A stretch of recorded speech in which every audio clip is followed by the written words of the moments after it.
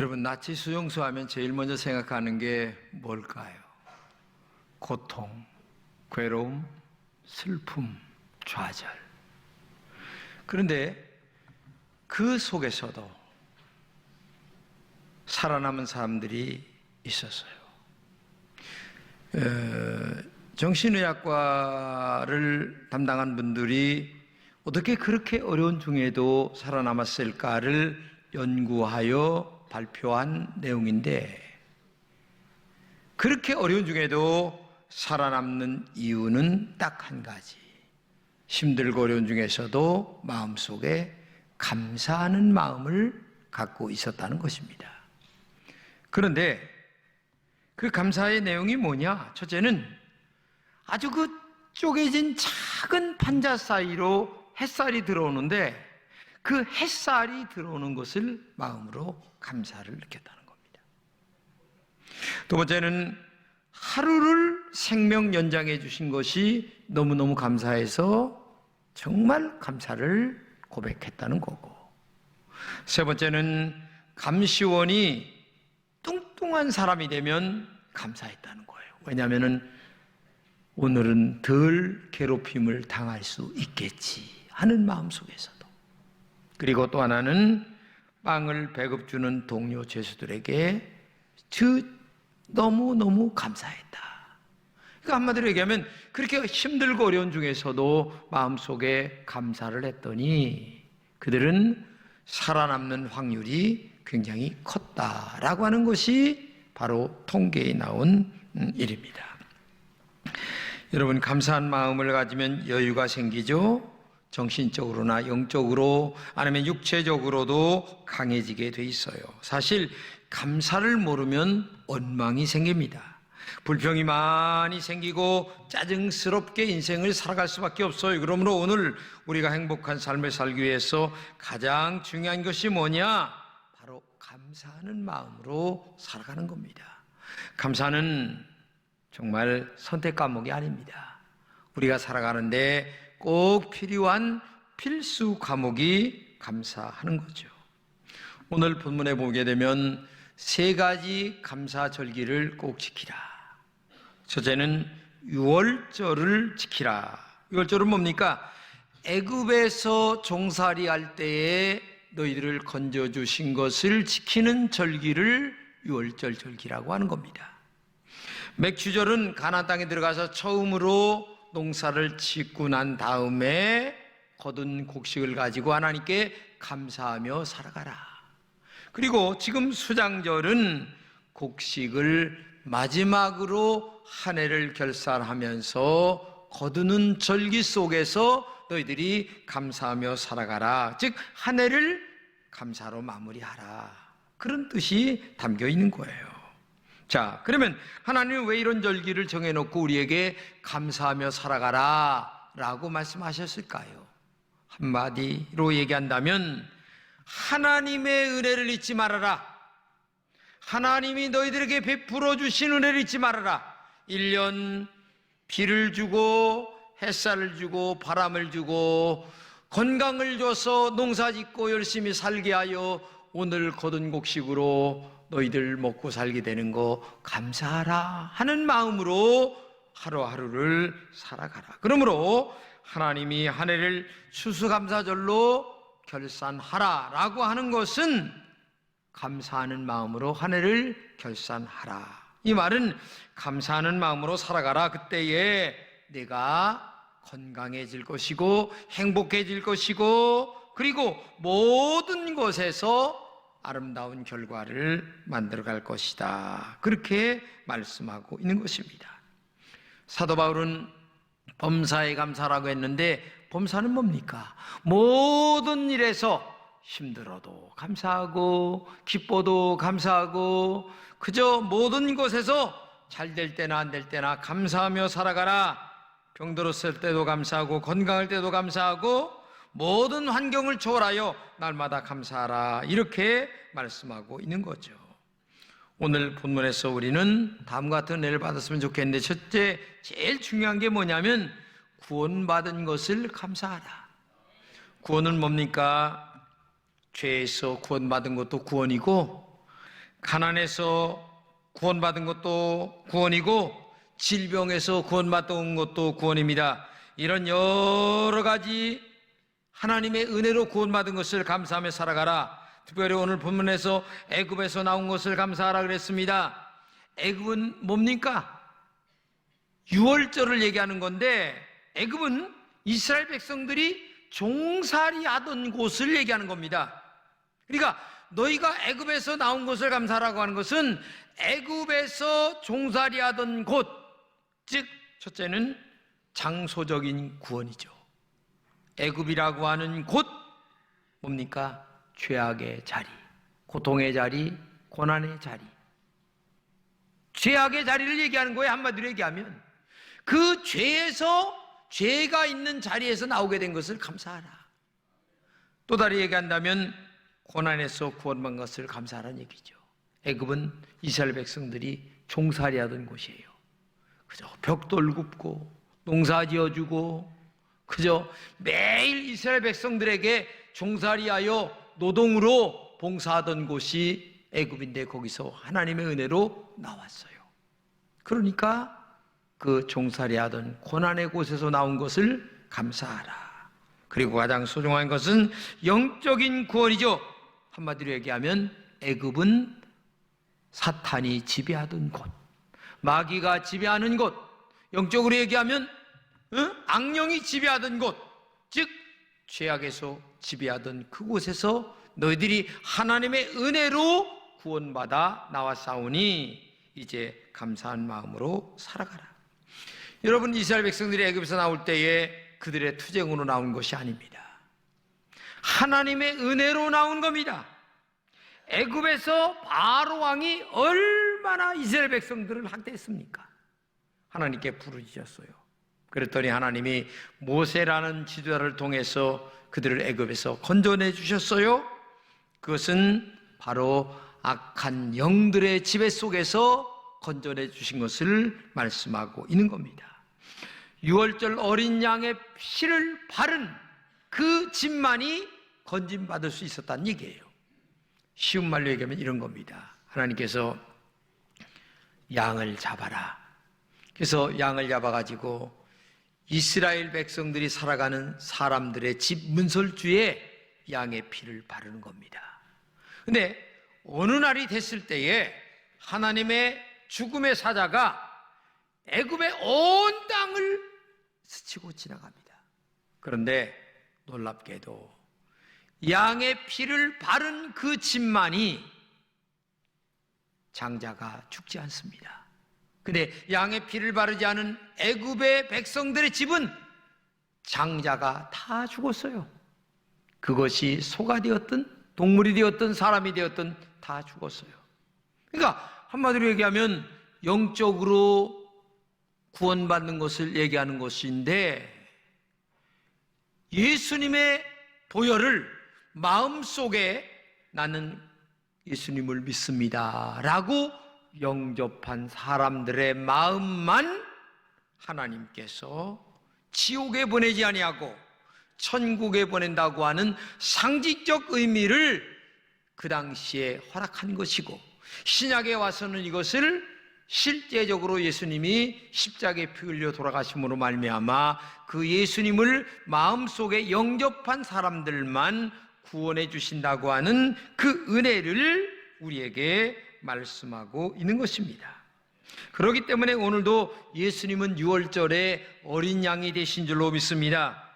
예수님이 흘린 보혈의 피를 마음으로 믿어 의에 이르고 입으로 시인하여 구원에 이른다고 하시는 말씀처럼 예수님을 나의 구주로 영접합니다 라고 하는 신앙 고백이 있는 사람이 내 마음의 문설주에 영원한 주의 보혈의 피가 발라지는 거예요.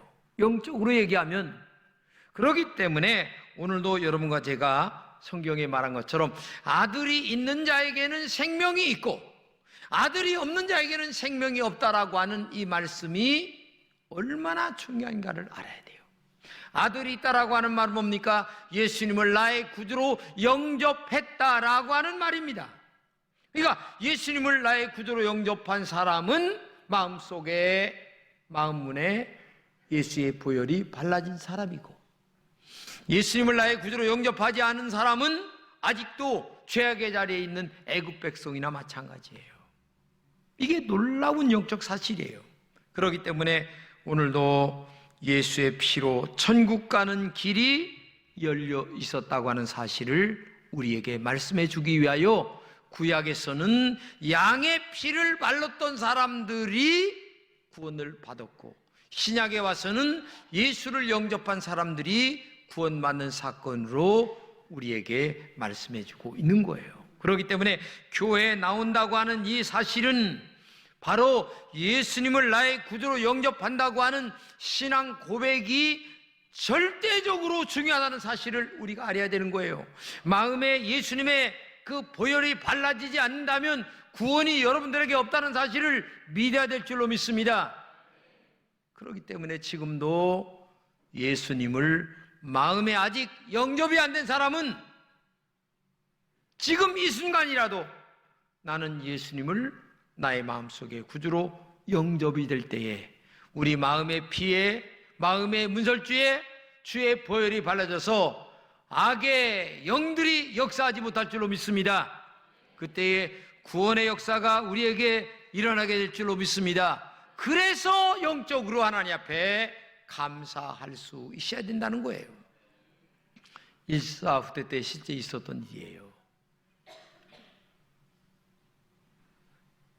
인민군에게 쫓기던 중대장이 이약주라고 하는 할머니가 살려줬어요. 감자 구덩이에다가 파묻어 버린 거야 그냥. 그리고 위에다가 볏짚을 쌓아놓고 조금 있다가 인민군들이 와서 총을 겨누면서 여기 어떤 사람 안 왔느냐? 없다고. 아무리 찾아도 못 찾는 거야. 3일 동안을 주셔도 못 찾는 거야.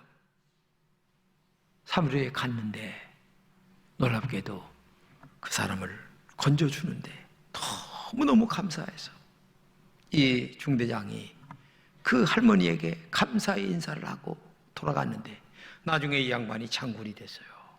장군이 되고 나서도 어머니처럼 정말 모신 거야. 여러분, 육신의 아픔을 건져준, 육신의 생명을 건져준 이 할머니에게도 그렇게 지극정성 감사의 기도를 드리고 모셨는데 하물며 지옥에서 천당으로 인도하시고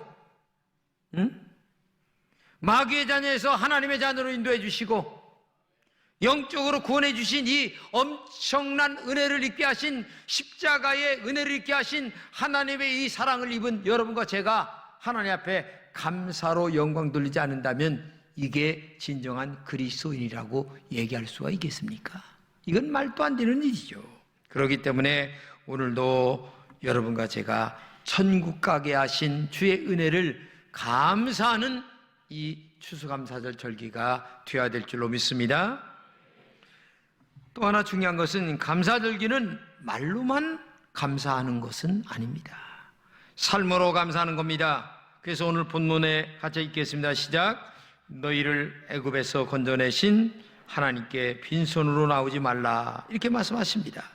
감사를 표현해야 된다는 얘기예요. 말로, 삶으로 우리가 감사를 표현하라.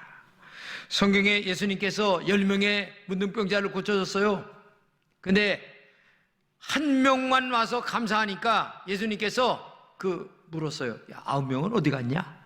그 말은 뭐예요? 9은 왜 감사를 못하냐? 지금 그 말을 묻고 있는 거예요. 근데 오늘 여러분 정말 마음속에 감사하는 마음을 가지고 살아가야 되는데 많은 사람들이 이 감사를 못해요. 문둥병보다도 더한 죄로 말미암아 지옥불에 떨어질 우리들을 하나님의 은혜로 천당 가게 하신 이 엄청난 은혜가 얼마나 큰데, 이 죄에서 용서받은 것이 얼마나 큰가를 여러분 알아야 돼요. 근데 감사를 모르고 살아간다면 우리가 신앙생활을 바르게 하는 것은 아니다. 신앙은 교회를 다니는 것으로 끝나는 것이 아닙니다. 교회를 다니는 믿음 위에 감사를 더하고 감사가 삶으로 표시가 되어야 됩니다.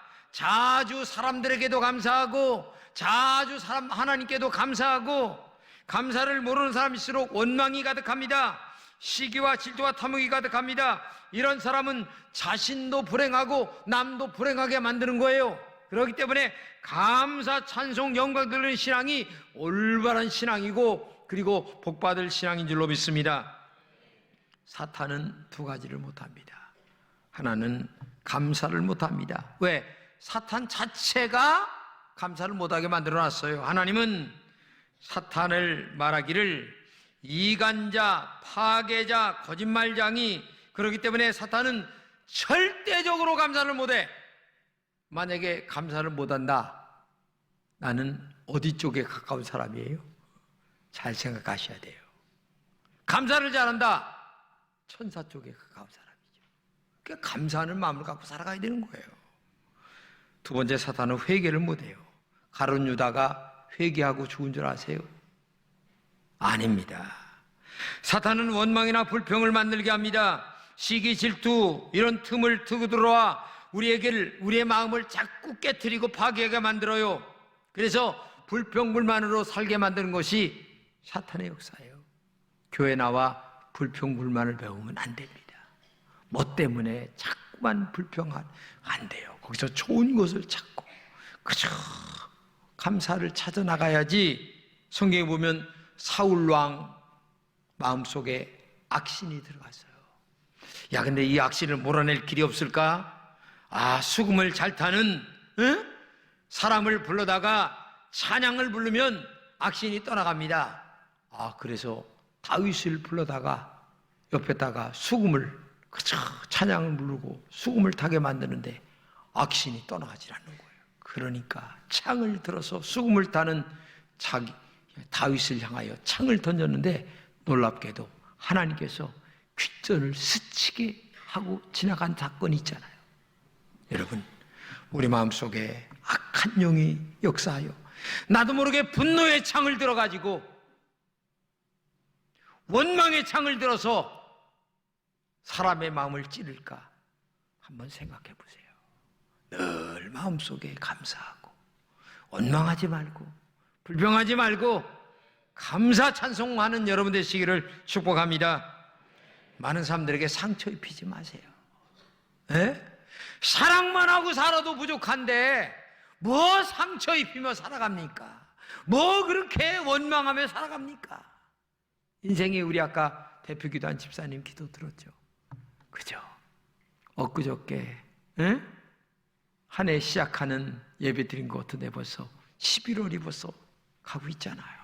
인생이라는 게 이렇게 빨라요. 벌써 단풍이 다 져가는 시절에 살고 있어요. 이렇게 빠른 시간 속에 살아가는데 어디 원망할 시간이 있고 어디 불평할 시간이 있고 어디 사탄과 함께 놀아갈 시간이 어디 있어요? 없어요. 좀 아내를 보면서 여보, 나같이 성격 개팍한 놈하고 살아주느냐고 고생 많았어 하면서 아내한테 제발 오늘 저녁에 무릎 꿇고 좀 감사 좀 하세요. 제발 좀 해보셔. 그게 다 나한테 좋은 걸로 돌아와. 여보, 나 같은 사람하고 살았냐고, 또 애들 그저 먹여 살리냐고 수고 많았어. 얼마나 수고해. 우리 집 기둥 같은 남편 그저 남편한테 격려해 좀 어깨라도 좀 두드럼 주는데 또 내가 그럴 줄 알았어. 하는 소리마다 그런 소리밖에 못하니 그게 그래. 세상에 그래. 살만 나가서 그래. 어디 돈 벌어다 줄 그래 뒷주머니나 차지. 생각해 보세요. 제발 좀 감사하세요. 아내한테 감사하고 남편한테 감사하고 그리고 부모님한테 감사하고 잘 커준 자식들한테 그래도 감사하고 좀 못 커졌어도 그래도 너 참 훌륭하다. 애미보다 낫다. 이렇게 해야 걔가 좀 헷가닥해서 뭐 공부도 잘하고 하는데 너는 그래 그렇게 공부를 못한 그 머리가 그 머리지 별 수 있어?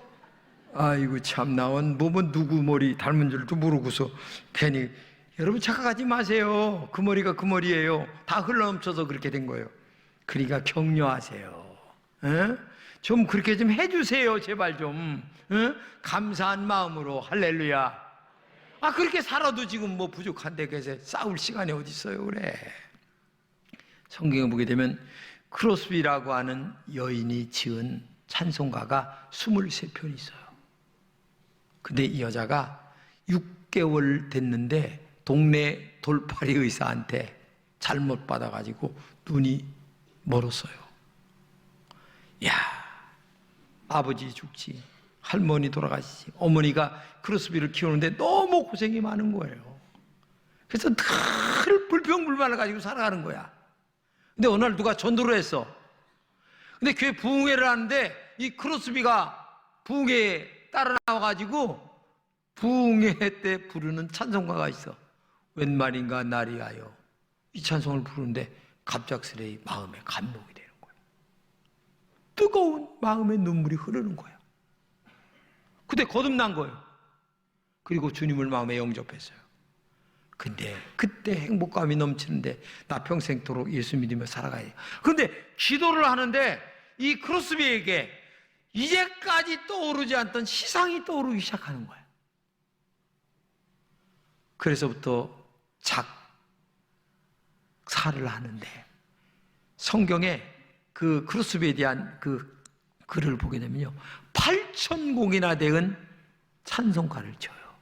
근데 지금 우리가 부르는 찬송가에 23편이 실려 있어요. 그리고 나서 이 사람이 96세에 죽는데 92세 생일 때에 이렇게 얘기를 합니다. 세상에서 나보다 더 행복한 사람이 있으면 나와봐라. 에? 나는 눈이 안 보이지만 보이는 사람보다 훨씬 더 감사하다. 얼마나 감사한지 모른다. 내 마음으로 보이는 찬양, 내 마음으로 보이는 하늘나라, 내 마음으로 보이는 영적인 세계가 얼마나 감사한지 모른다 하면서 96세까지 살다가 죽었어요.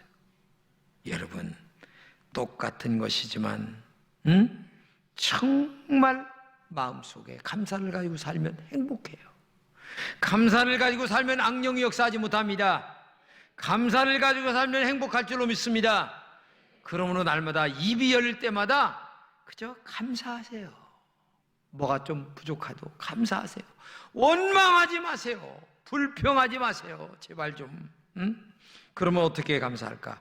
내가 수고한 것으로 감사하라 그랬어요. 여러분, 수고란 말이 뭡니까? 내가 땀 흘리는 겁니다. 피 흘리는 거예요. 눈물 흘리는 거예요. 근데 땀 흘린다는 것 자체가 뭔 줄 아세요? 건강하다는 겁니다.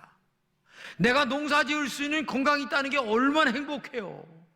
제가요, 어제 저녁에 우리 아파트가 22층인데 내가 22층 제일 꼭대기 살아요. 근데 지하 2층까지 내려가면 24층인데 밤에 내가 가서 하나님 앞에 내려가서 기도하면서 걸어서 올라왔어요. 쭉 걸어 올라오면서 기도를 했어요. 하나님 감사합니다. 두 다리가 멀쩡해서 그저 아파트 걸어 올라가면서 이렇게 기도하고, 그래서 오늘 아침에 이 설교를 내가 2번 읽고 나서 시간이 좀 남아가지고 아파트나 또 다시 걸어 올라가 볼까? 그래서 또 내려가서 다시 걸어 올라오면서 기도했는데 몇 분인가? 7분이에요. 야, 7분이다. 내 앞으로는 6분에 올라와야지. 그 다음에 내가 5분에 올라와야지.